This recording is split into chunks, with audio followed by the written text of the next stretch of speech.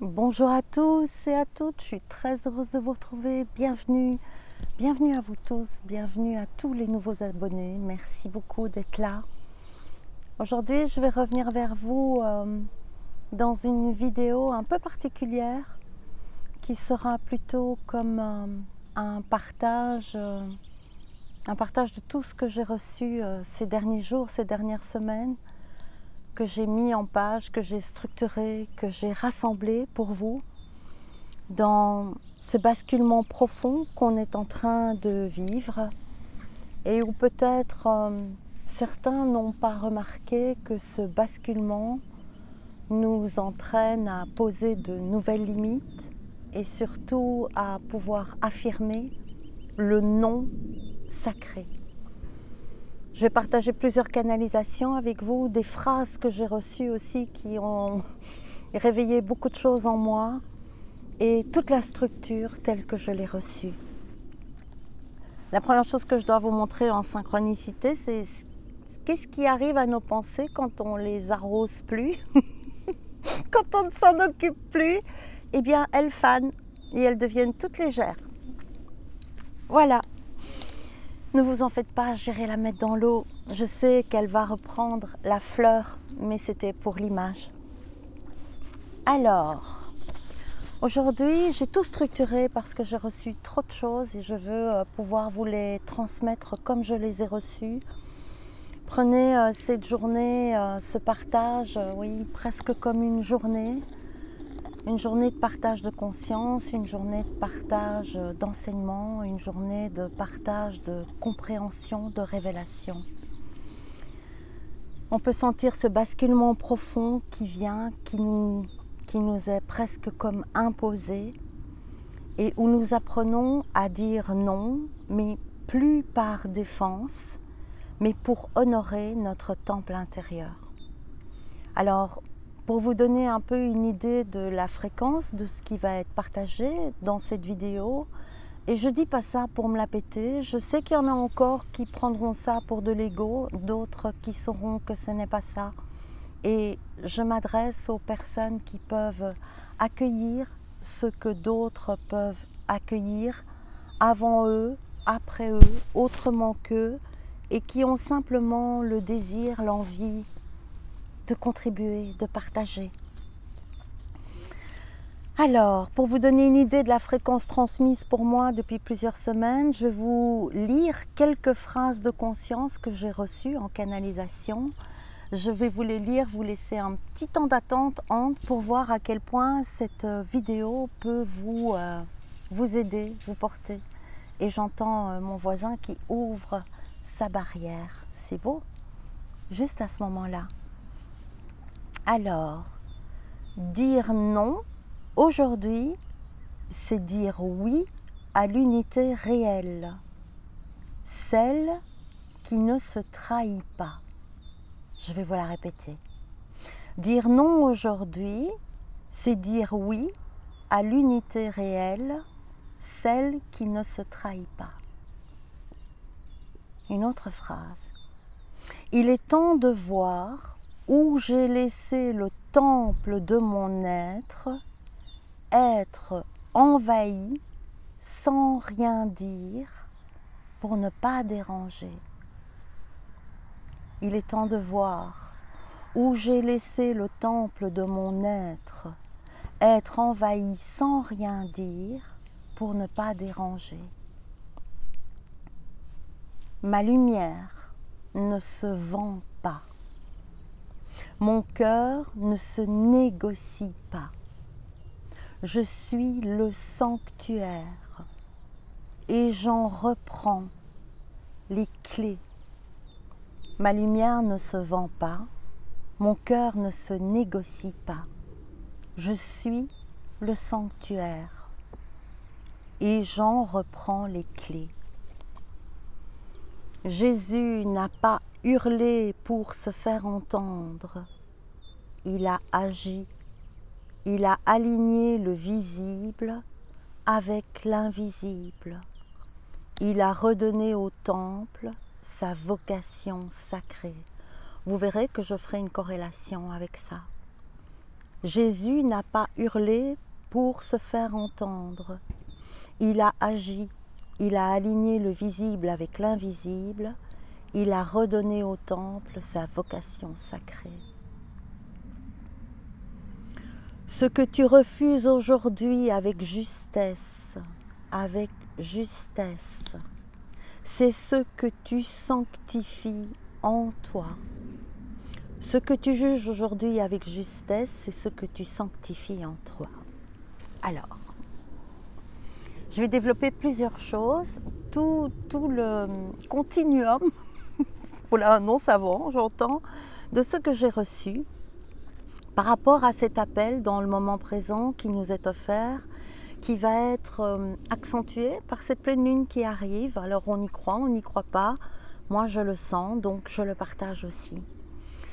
Nous sommes à un carrefour vibratoire pour le moment qui nous permet de changer beaucoup de choses, de changer de dimension, de changer de vibration, de changer de vision, de changer de réceptivité et aussi d'observation par rapport à une vision qui nous permet de voir la distorsion là où elle est présente. Le train de la conscience est en marche, on a vu ça dans la dernière vidéo. Il ne s'agit plus seulement de s'éveiller, mais de choisir consciemment le plan depuis lequel on veut vivre. Et ça se passe maintenant. Je vais d'abord vous lire la toute petite canalisation qui a fait l'entrée en matière de tout ça.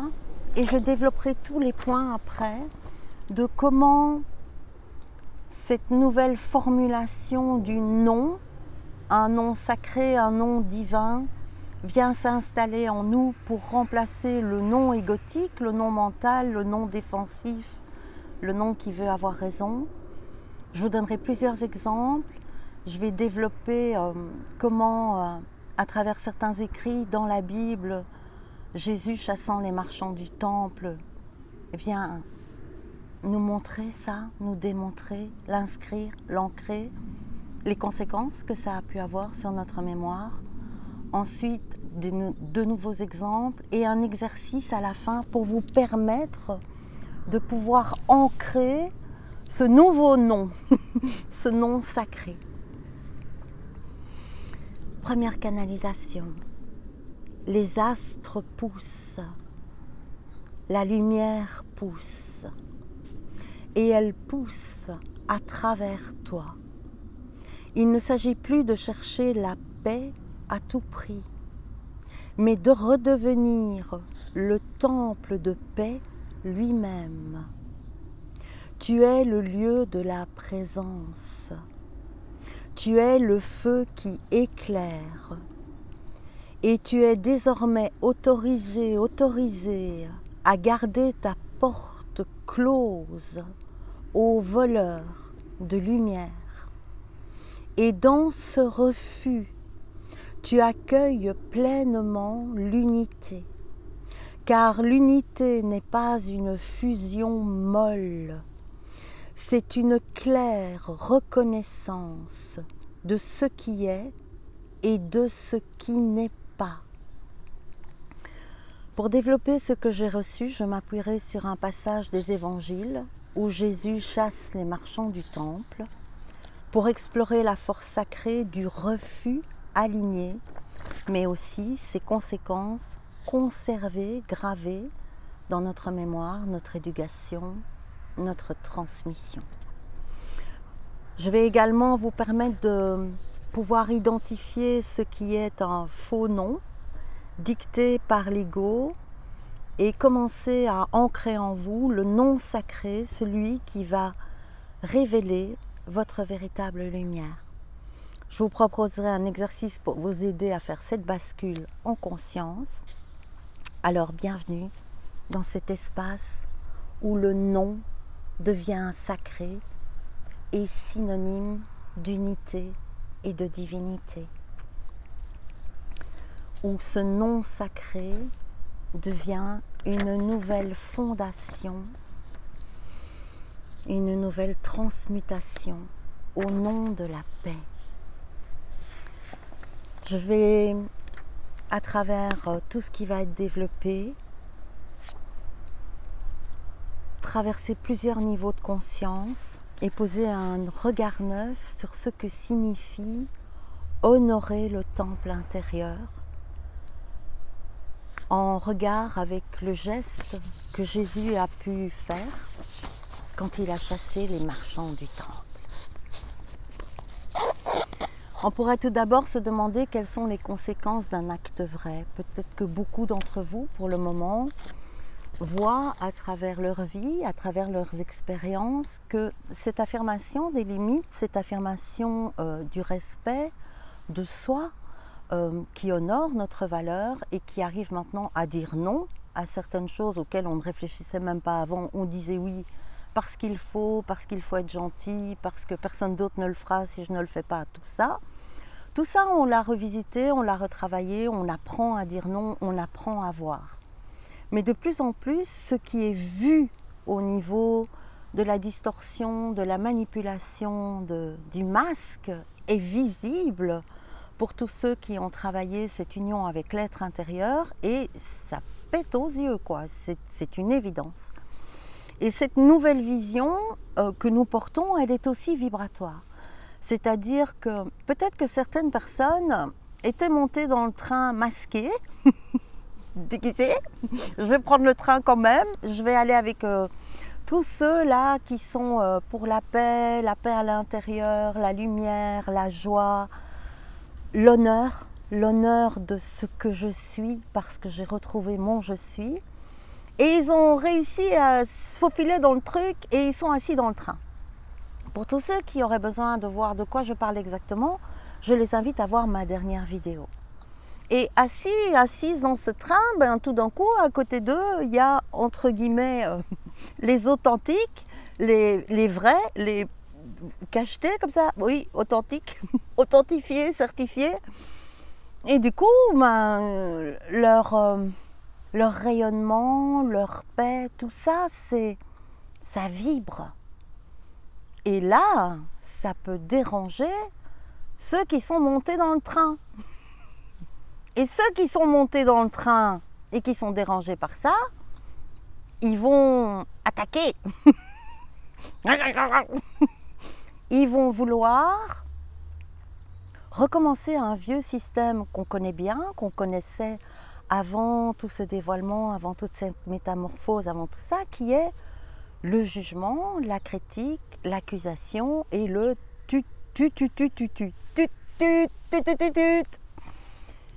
Mais comme on est dans le train et que quelque chose en nous voit, a appris à observer à la fois soi, à la fois l'illusion du monde et à la fois l'autre qui peut être certaines facettes de nous, mais qui ont été établies, travaillées, acceptées, honorées comme des cadeaux, et qui peuvent quand même ressortir chez celui ou celle qui est assis à côté de vous dans le train et qui fait tut, tut, tut, tut, tut, tut. C'est toi, t'as vu, c'est ta faute, t'as pas vu ça, tu fly, je sais pas moi, tu t'occupes pas de la politique. J'ai eu un commentaire comme ça, je remercie cette personne d'ailleurs qui m'accusait d'être ignare en politique et j'en suis tellement contente. Et donc, cette chaîne ne fait pas de politique. Pourquoi? Parce que cette chaîne sait que la politique fait partie de l'illusion extérieure, que tout ce qui est extérieur est illusion et que rien de l'extérieur ne viendra ni instaurer la paix en nous, à l'extérieur de nous, ni faire en sorte que ce monde soit plus harmonieux. Et donc, c'est comme ça. Je l'ai mis où ma petite pensée? Moi, j'arrose pas les pensées, vous avez appris à le faire aussi, pour qu'elles puissent s'éloigner, que vous puissiez être plus dans le calme. Et la politique, c'est pareil. Pourquoi? Parce que... Voilà. Alors, toutes ces attaques-là qui vont revenir, elles vont revenir évidemment réveiller des vieilles blessures du passé. Des vieilles blessures qui ont fini d'être vues, qui ont fini d'être guéries, ou on croyait que c'était guéri, mais par l'attaque plus subtile, encore plus détournée, plus manipulatrice, plus caché, mais qu'on va voir, ça peut déclencher soit notre ego qui va réagir comme avant et faire « Ah, cac, je suis plus d'accord », soit être vu, mais totalement dans ce que c'est, et affirmer à ce moment-là, c'est terminé ton bazar là. Je l'ai vu, ton truc. Donc, si tu entends que je l'ai vu calmement, je te le dis calmement. Si tu es assis dans le train à côté de moi et que tu me fais croire que on est d'accord, mais que tu insistes sur le jugement et pas du tout, je ne t'ai absolument pas manipulé, mais que vous, maintenant, vous voyez ça, ben là, ça va être clairement dit. Il n'y a pas besoin de tout casser. Il y a besoin que ce sacré intérieur dise « c'est terminé ça, c'est terminé, fini ». Alors, que représente vraiment cet épisode biblique où Jésus chasse les marchands du temple? Ce n'est pas un accès de colère humaine, ce n'est pas son ego qui vient faire « wa wa wa wa wa », mais un acte de justice divine, de protection de l'espace sacré. Le geste de Jésus au temple.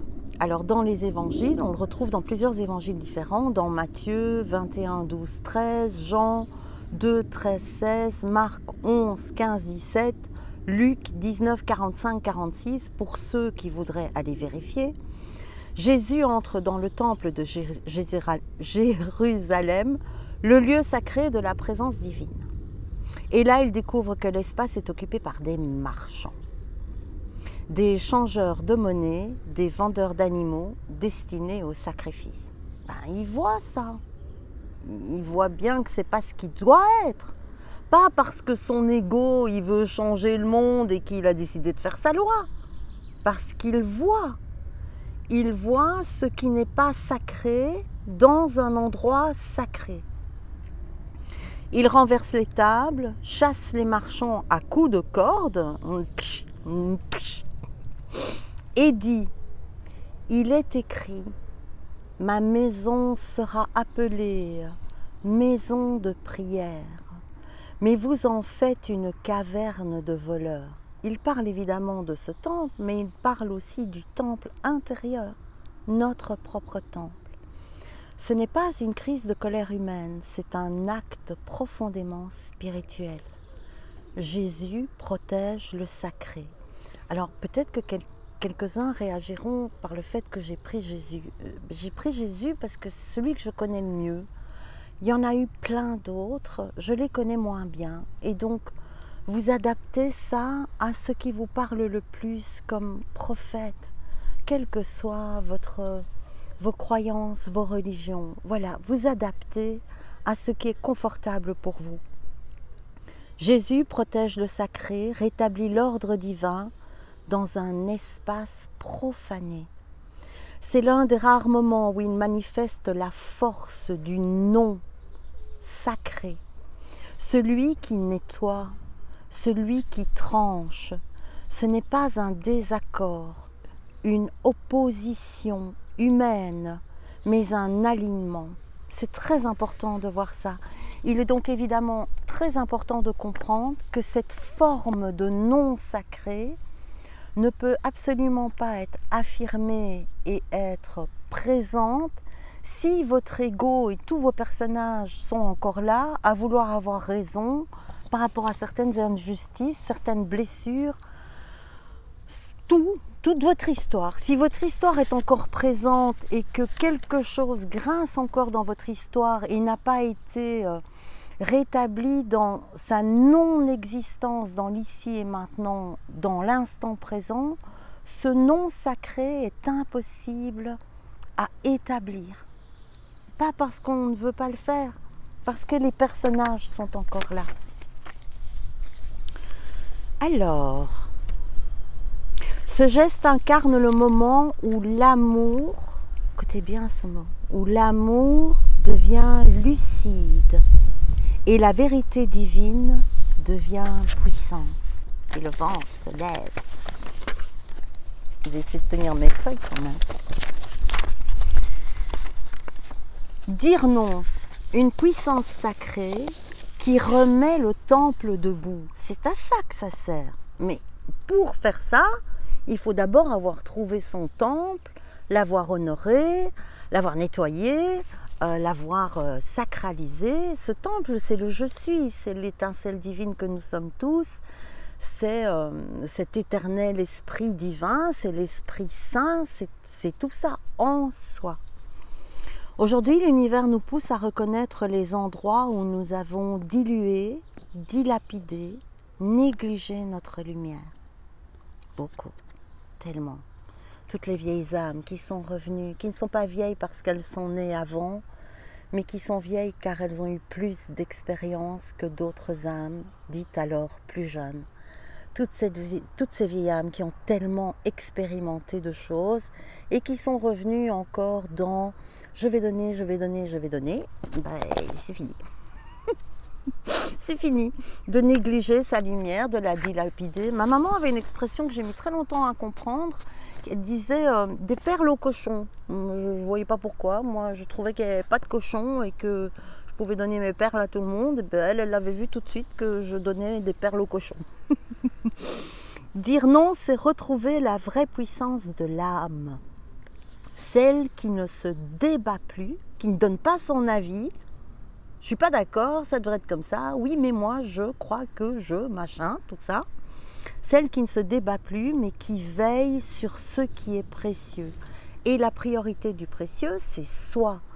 Soi, son unité, son être, sa présence, son corps, tout ça. Comment je suis en harmonie avec moi, dans le sens, pas le petit moi, le petit je, mais le je suis, qui n'est pas un personnage. Et donc, je vous partage maintenant la deuxième partie de la canalisation. Quelque chose de nouveau est là. On le sent, hein? Quelque chose s'installe dans la constellation intérieure de chacun de vous. Le nom qui réveille et honore la lumière.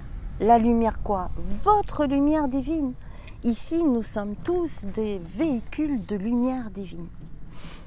Tu as appris à dire non. Tu as posé certaines limites. Tu as senti que tu ne pouvais plus donner ton énergie à ce qui ne t'élève pas. C'est fini de faire la distribution de bonbons. C'est fini, c'est terminé.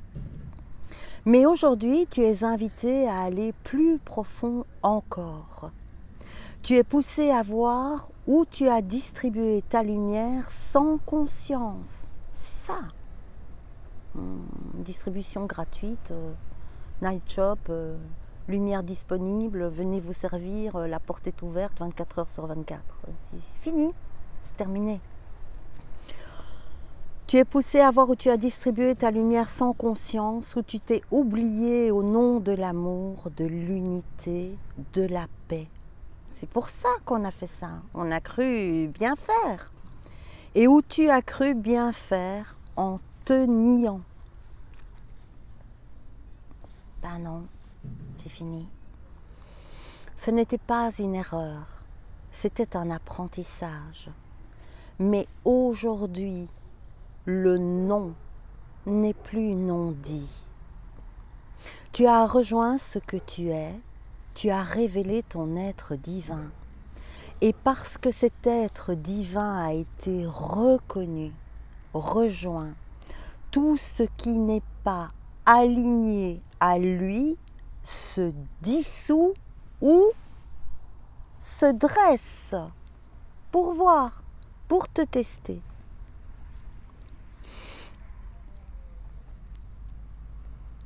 Tu n'as plus à justifier ton refus. Non. Point.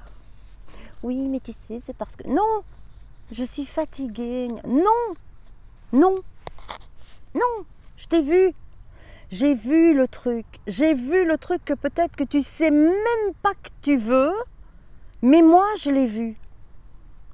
J'ai vu le truc caché là derrière, dont tu es conscient ou pas, mais moi je l'ai vu.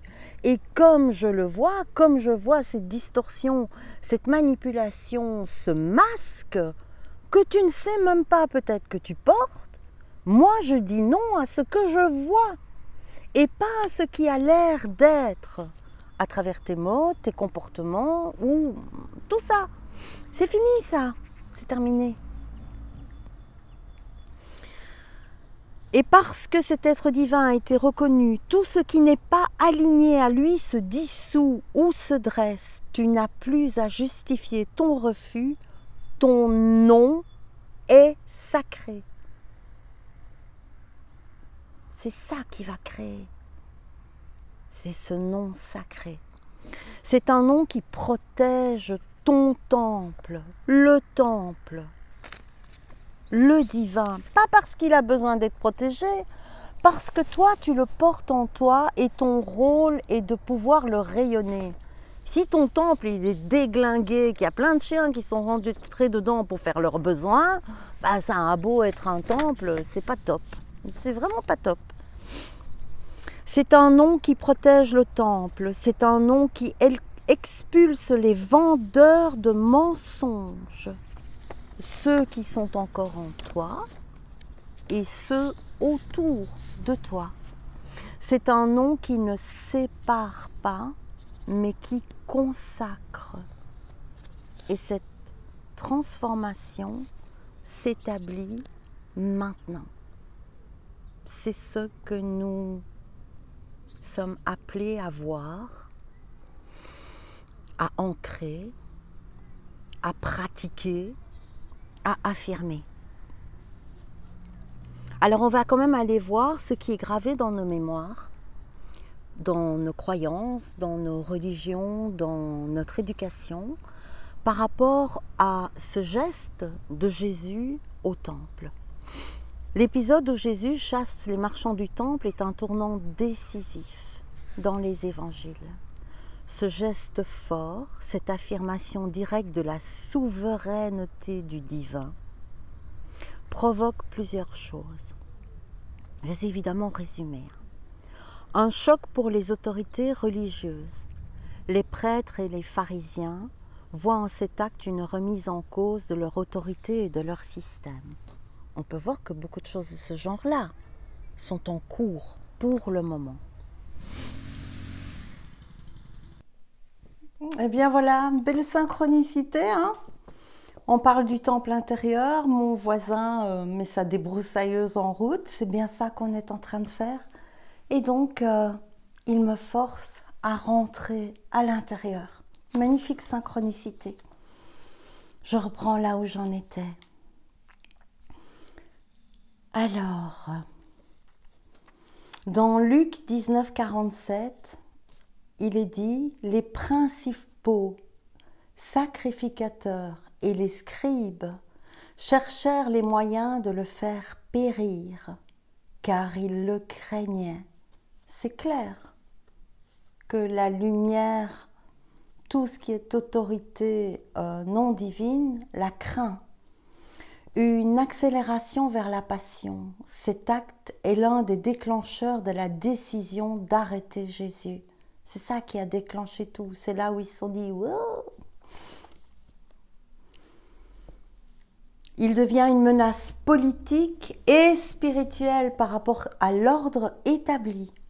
Il a osé déranger l'ordre établi, purifier un lieu de pouvoir et incarner une autorité intérieure supérieure aux institutions. C'est tout ce qui est en train de se mettre en place pour le moment. Et ça se met en place de deux manières. Soit par la paix intérieure, soit par la révolution extérieure. Soit une révolution dedans, soit une révolution dehors. La révolution dehors, elle est bien connue. On sait où ça mène. Une affirmation de sa mission divine. Jésus ne cherche pas à se faire aimer par tout le monde. Il agit en serviteur de la vérité et ne négocie pas la lumière. Ce geste annonce déjà qu'il donnera sa vie pour que l'ancien monde tombe et que le temple vivant se révèle. Il est venu nous offrir ça pour que nous n'ayons pas à le faire, pour que nous soyons plus nombreux, tellement nombreux que c'est impossible de nous crucifier. J'entends. Le nom quand la parole devient fondation. Quelle est la différence entre les noms qui peuvent être prononcés, dictés par l'ego, ceux qui veulent avoir raison, se défendre, attaquer, séduire, et ce nom sacré dont je vous parle, qui honore le temple, révèle notre essence et installe la paix. Je vais vous donner deux exemples où le nom réactif de l'ego et le nom de l'être peuvent être vus. Je vous ai expliqué tout à l'heure que pour ne pas avoir de nom égotique, l'observateur calme doit être présent. Il doit pouvoir arrêter le système d'attaque du personnage, du vôtre, on ne parle que de vous là, du vôtre qui va vouloir se défendre, attaquer, se justifier, être contre, donner son avis, ne pas être d'accord, tout ça. On sent la différence. C'est quelque chose qui vient agresser, qui combat, c'est dur. C'est dur et ça déclenche plein d'émotions. Plein d'émotions chez vous, chez l'autre, et ça envenime la situation. Le non réactif de l'ego, c'est ça qui fait. Le nom de l'ego, par exemple, si je suis une personne qui a beaucoup été trahie, dans mon enfance, dans mon adolescence, dans mon travail, avec mes parents, n'importe. Et qui a décidé à travers ça, comme moyen de protection, qu'elle ne se laissera plus jamais faire. C'est terminé, parce que l'ego, il râle. L'ego, il a toujours un truc à dire, c'est fou. Il a toujours une couche à rajouter, il a toujours de l'huile à remettre sur le feu. Je me défends dans ce cas-là et je veux protéger ce que je crois être la vérité. Alors que pas du tout. Cette réaction-là, elle vient d'une blessure, du besoin d'avoir raison, de prouver qu'on a été lésé. C'est quelque chose qui veut que justice soit rendue, mais par les personnages. C'est impossible, les personnages n'existent pas. Ils ne sont vivants que par l'entretien de nos pensées, de nos émotions, qui ne sont plus dans l'ici et maintenant. Parce que le nom qui est juste, le nom sacré, c'est ici et maintenant qu'il est sacré. Jésus, il n'est pas en train de se dire peut-être qu'un jour il y aura des marchands dans le temple et si un jour ça devait arriver, alors je rentre dedans, je prends ma corde, je les fous tous dehors et hop, non. Dans l'instant, il constate le sacrilège et il y ramène dans l'instant le sacré par non. Dans l'instant. C'est ça qui fait que ce nom est juste et sacré. Le nom sacré de l'être. Si dans la même situation, j'ai beaucoup été trahi, blablabla, avec mon histoire et tout ça. Mais aujourd'hui, je suis celle qui voit clair, celui qui voit clair. Celui qui a rejoint son être divin, celle qui s'est dévoilée. Et qui a restauré l'ordre sacré dans ma vérité intérieure, dans cette évidence de calme, d'amour, d'absolu, d'éternité, de vastitude, d'infini. Vous appelez ça comme vous voulez. Et mon silence peut aussi être une action. Mon intégrité est une réponse. Mon être ne peut pas être trahi. Comment voulez-vous qu'on trahisse Dieu? Il n'y a qu'un personnage qui peut faire ça. C'est impossible. Et donc, ce nom dit en conscience sacrée, il peut être silencieux et cette vibration peut agir, parfois, dans l'instant, il sera nécessaire de le dire. Non, ça s'est terminé. J'ai vu ton cirque, le cirque de tes personnages. On n'est pas là pour juger, on n'est pas là pour condamner, on est là pour observer. En observant, je vois et je n'adhère plus à ce que tu tentes de me faire croire, de me faire dire, de me condamner, de me juger. C'est terminé. C'est tout. Un deuxième exemple, par rapport à une autorité qui serait injuste. Le nom de l'ego, ça va être quoi? Je suis celle qui ne se soumet plus. Je refuse d'obéir. Je suis contre cette domination que j'ai déjà vécue. Et ça, c'est lié à toutes les mémoires de victimes et de bourreaux du personnage. Si maintenant, dans l'instant, quelqu'un vient et, dans l'instant, veut vous soumettre, j'en sais rien moi, à un comportement totalement injuste avec vous, dans l'instant, qui n'est pas une vieille histoire, qui est un truc, ça surgit là, comme de nulle part dans l'instant, et vous le voyez.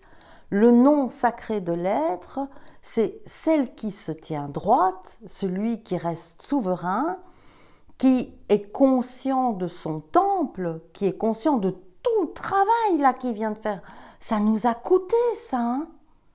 C'est pas « Ah, moi je dormais, puis ah, non, hein. » On a ramé, on a eu beaucoup d'épreuves, beaucoup d'existences, on a pris plein la tête pour ça. Maintenant, on s'est vu, on a beaucoup travaillé, on a fait beaucoup d'exercices, on a appris l'instant présent, on a appris à traverser les épreuves, on a appris à maîtriser nos émotions. Mais tout ça, waouh, c'était difficile. Ça nous a demandé du courage, de la persévérance, de la patience, de la douleur, de plein de choses. Mais maintenant que c'est là, mais c'est là. Tu vas pas revenir là avec ton truc, hein, dans l'instant me faire « Oh, je viendrais bien faire une belle crotte au milieu de ton temple. » Ça n'a pas la tête. C'est fini. Et donc, à ce moment-là, je n'ai rien à prouver et je n'ai rien à prouver à ceux qui nient l'unité, le sacré, mon temple. Et donc, en rayonnant ce non, nous n'avons plus une réaction, mais une souveraineté stable. Et parfois, ça pourra passer par les mots, mais dans ces mots, il n'y aura que de la vérité qui tranche. Elle n'attend rien, elle ne veut rien changer, elle ne veut rien pour elle. Elle va dire « je vois ».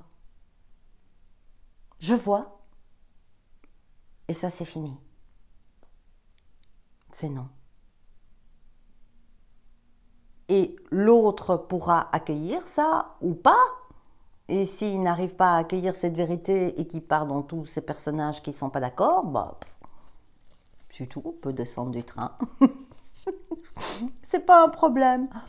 Le non sacré n'est pas en réactivité ni en attaque.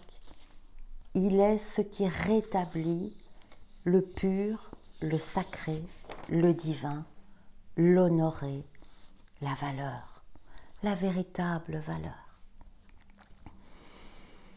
Maintenant, je voudrais vous proposer un petit exercice, peut-être pour avoir plus accès à justement ancrer ce non sacré plutôt que d'être emporté par la réactivité du non qui combat, du non qui n'est pas d'accord, du non qui veut encore, du non qui a été blessé. Quand le temple est établi et que l'être est établi, ça ne peut pas être blessé, ça. On ne peut pas blesser Dieu en soi. Seul un personnage peut être blessé. Seul un qui de l'ego va avoir quelque chose à dire parce qu'il est blessé. Tout ne peut pas être blessé. La conscience ne peut pas être blessée. La conscience n'a rien à revendiquer. Elle est. Je vais donc vous proposer un petit exercice qui peut durer 5 bonnes minutes à peu près. Vous pourrez le refaire si vous en avez envie, le faire plus tard. En tout cas, je vais vous permettre de le faire maintenant. Vous pouvez prendre des écouteurs, vous asseoir à l'aise, faire pause pour le faire dans les meilleures conditions. Tu peux fermer les yeux et mettre ta main sur ton cœur. Te sentir bien présent, présente. Et respirer 3 fois, profondément, à ton rythme.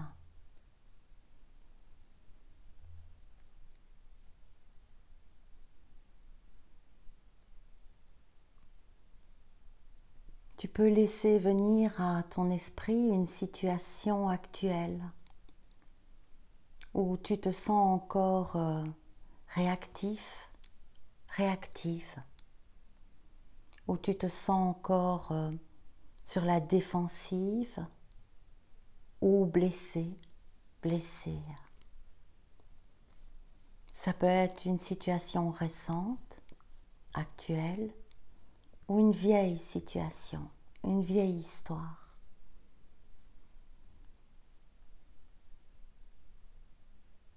Instantanément, tu dois la ressentir puisque l'émotion et les personnages blessés sont encore là.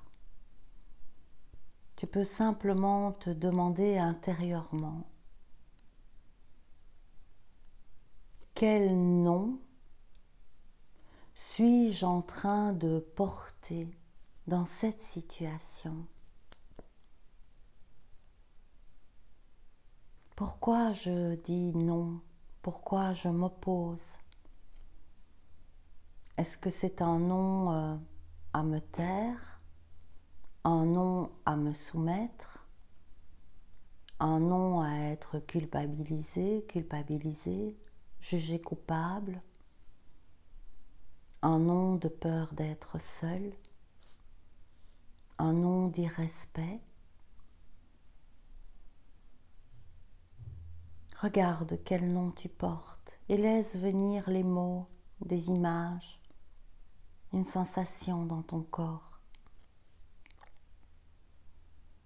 Et observe ça, accueille, sans rien juger, ce nom qui voudrait sortir, qui n'a pas pu sortir, qui veut rétablir une injustice ancienne,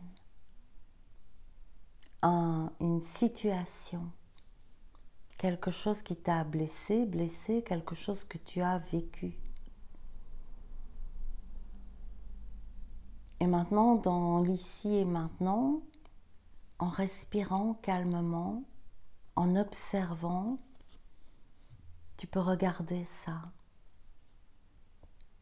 Et en le voyant, tu peux dire à ce nom de défense, d'attaque, je te vois, je t'accueille et je comprends pourquoi tu es là. Je comprends.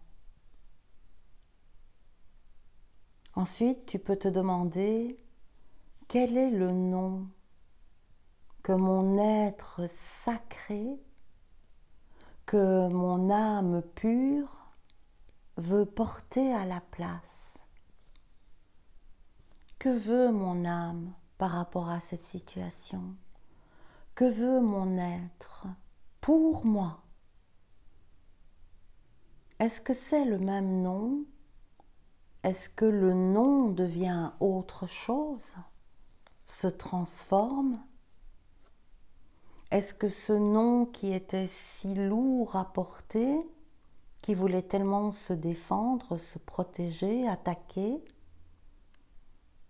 se transforme en quelque chose de simple, de profond,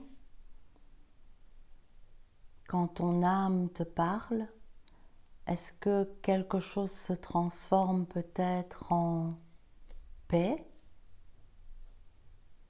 clarté, douceur, en justice aimante, en calme, en tranquillité, qui voit et qui n'a rien à revendiquer, qui n'a pas à se protéger, quelque chose d'invulnérable. Et respire avec cette nouvelle sensation. Bien sûr, ton ego ne va pas être d'accord, mais reviens sur le focus de ton âme, de ton être calme, de ton temple. Respire avec ça, respire dans ton temple calme, ici et maintenant, avec ce nouveau mot, avec cette libération, avec cette sensation sacrée qui peut se situer dans ton chakra de la gorge, dans ton plexus solaire, dans ton cœur, dans ton troisième œil, et laisse descendre cette nouvelle sensation profondément en toi, dans ce calme intérieur, dans ton temple intérieur, pour que ça s'ancre, pour que ce nom qui était porté, qui blessait, qui était lourd, qui faisait souffrir, retrouve une place dans le calme sacré de ton être, dans le calme sacré de la vie, et laisse cette nouvelle sensation se déposer là, ressens-la dans tout ton corps. Laisse-la s'expandre, vibrer. Accueille ça. Ton ego peut réagir, il peut ramener des émotions, des je ne suis pas d'accord, c'est trop simple, c'est trop facile, ça ne va pas se passer comme ça. Mais arrêter de souffrir, c'est facile. Ici et maintenant, si tu descends dans ton temple calme, sacré, divin, la souffrance ne peut pas être présente. Et une fois que tu t'es déposé là, profondément dans ton temple sacré, tu peux choisir un mot-clé qui deviendra ton nom sacré. Quand quelque chose d'un des personnages se sent encore attaqué, reviens à la surface, à ta mémoire, dans tes pensées, qui n'est pas liée à l'instant. Et tu peux choisir différents thèmes, peut-être ce que tu as reçu quand tu t'es connecté à ton âme et que tu as fait descendre profondément en toi. Ou tu peux créer un nouveau mot-clé comme je suis temple sacré, je suis paix indestructible, je suis voix du feu divin, je suis clarté aimante, je suis vision de source. Choisis ce qui te porte et répète-le 3 fois, ici et maintenant, à voix haute, par ton cœur, sans que ça vienne de ton cœur, de ton temple, de tes profondeurs. Dis-le plusieurs fois si c'est nécessaire. Écoute le son de ta voix. Ressens ce que ça fait dans ton corps de dire ce mot qui devient sacré pour toi.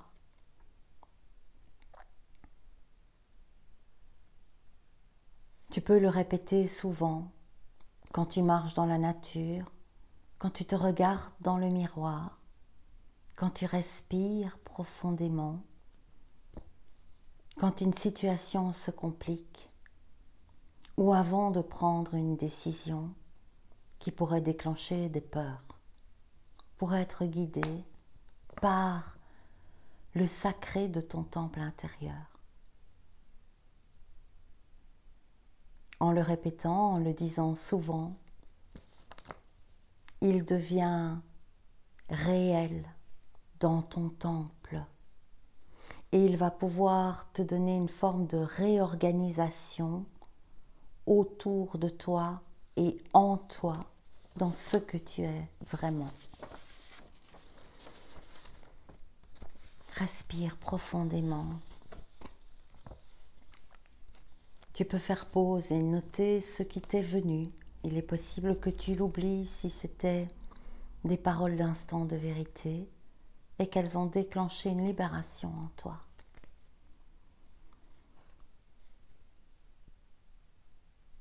Maintenant, en conclusion, je vais vous lire la canalisation finale. Vous pouvez rester assis dans cet espace de calme qui a été créé. Tu n'as pas été créé pour t'excuser d'être lumière. Tu n'as pas été envoyé ici pour voir ton temple souillé par les lois des hommes ou les peurs du passé. Tu es né pour retrouver le nom sacré à acter par ta conscience. Et ce nom que tu portes, ce nom que ton âme connaît, exige maintenant que tout s'aligne à lui avec une majuscule. Le temps des compromis est fini. Le temps des fausses paix est fini. Car tu n'es pas venu t'adapter au monde. Tu es venu l'éclairer. Aujourd'hui, tu entres dans ton temple et comme le Christ, tu poses ton regard, tu tends la main et tu dis « C'est terminé, ce lieu est sacré, ce lieu c'est moi, se souvenant de je suis. Et dans ce nom vibrant d'amour, ce nom sacré, tu deviens enfin le oui de Dieu incarné.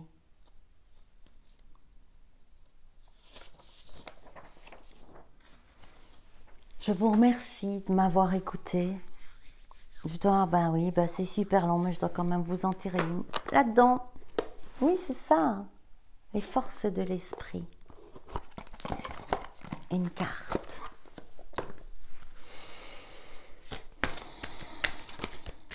J'espère que cette vidéo pourra vous aider. Pour tous ceux qui ont besoin d'aide, je vous rappelle que je propose des cercles d'or qui peuvent vraiment vous soutenir, vous aider à traverser, à recentrer, à maîtriser, à devenir, j'entends, rejoindre cet être que vous êtes. Toutes les informations sont sous la vidéo, il suffit d'appuyer sur le petit plus et les petits points. Alors évidemment, voilà, la réponse est encore là. Le 11, le chiffre maître du voyant, ce qui observe, calme, qui peut discerner la distorsion, l'ombre, la manipulation, calme, juste voir. La nuit obscure de l'âme. On en sort, j'entends. La vie prend un nouveau sens. C'est ça. La vie prend un nouveau sens. L'observateur est activé, l'observateur divin, l'observateur calme, l'observateur qui n'est pas un personnage, qui a quelque chose à revendiquer pour avoir le droit d'exister, pour croire qu'il est important, pour tout ça. C'est fini. Oui, j'ai vu, il y en a une qui est retournée, d'accord, ben voilà.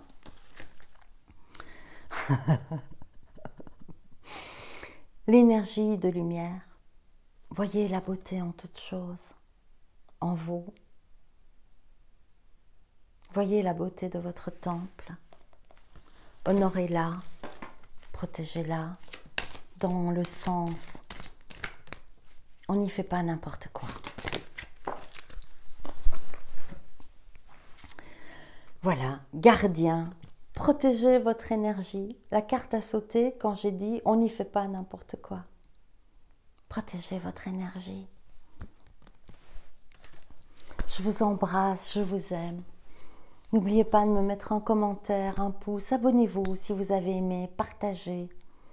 Prenez le temps d'intégrer les phrases de cette canalisation. Cette canalisation, il y a beaucoup de clés dans ce que j'ai partagé avec vous aujourd'hui. Je vous aime, je vous embrasse.